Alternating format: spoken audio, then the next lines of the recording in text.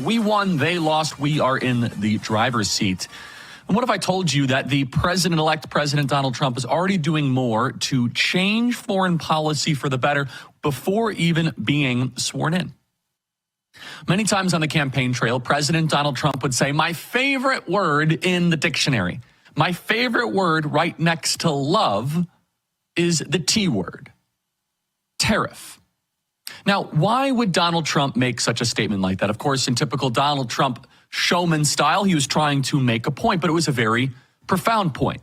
It's because as Donald Trump was sent out to exile by the regime to Mar-a-Lago to reflect on the last 4 years, to reflect on his first term of his presidency, President Donald Trump, I'm sure, came to the conclusion that one of the unrealized unilateral powers of the executive that was given to him by Congress to be able to protect American interests and improve the country that he is tasked to govern is the tariff power.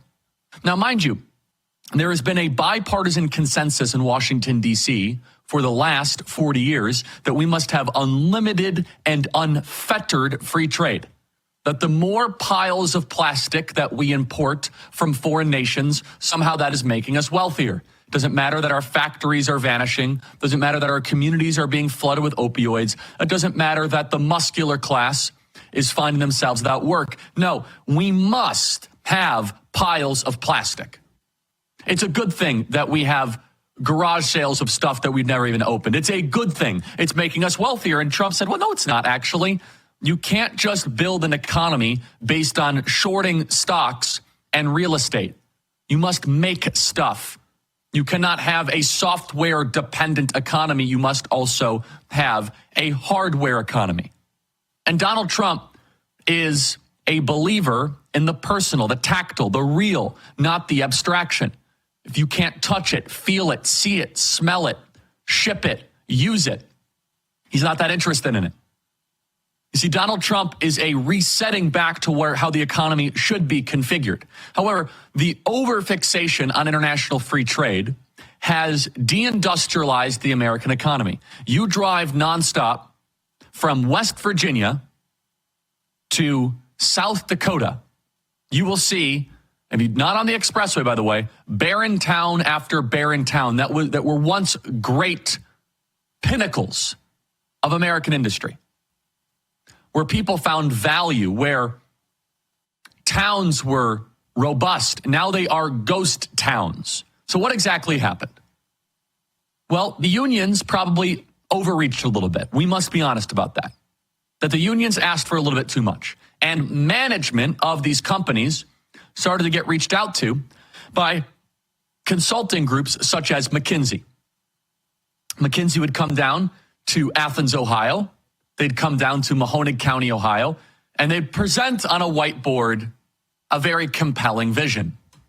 Let's say that you make dishwashers or dryers or refrigerators in Mahoning County, Ohio. And the McKinsey types, who all were educated at the very same managerial business schools in Harvard, Princeton, Yale, but especially Yale and Penn, would go on the whiteboard and they'd say, listen, we can maximize your profits and you guys can get rid of your union headache.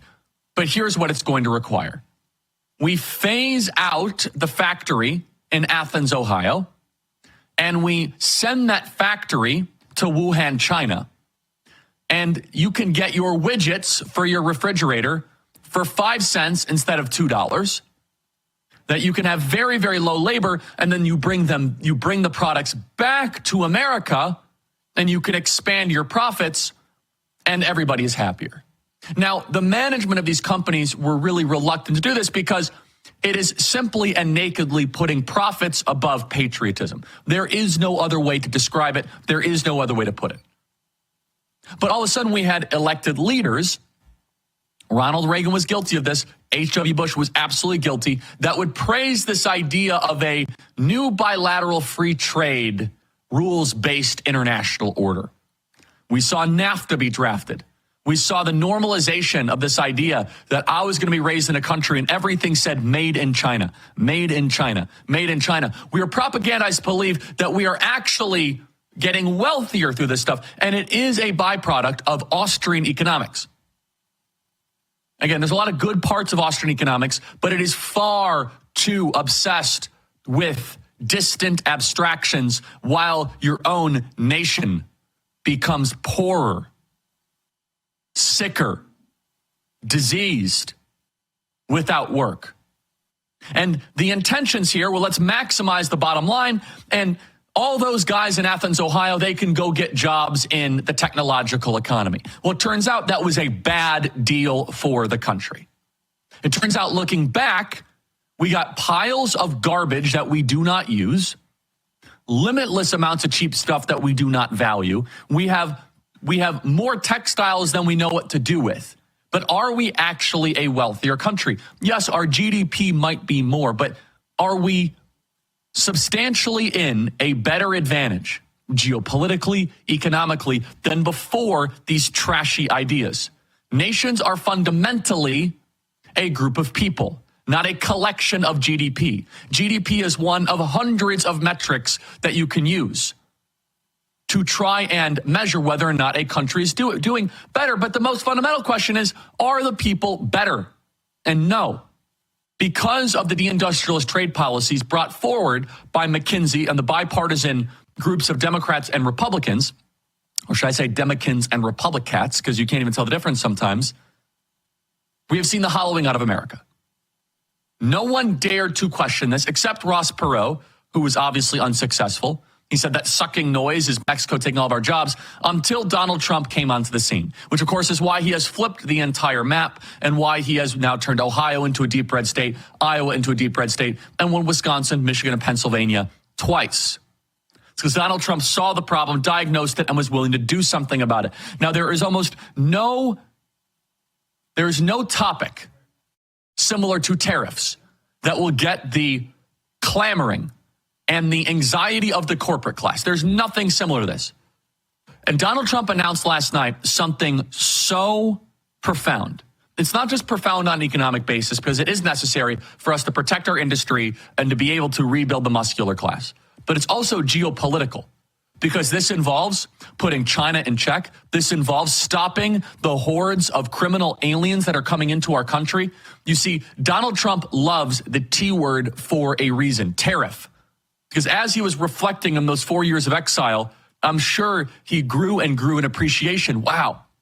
When I was president, my greatest wins were when I was able to use the other greatest word, because tariff, underneath tariff, is another beautiful word when you are trying to negotiate: leverage.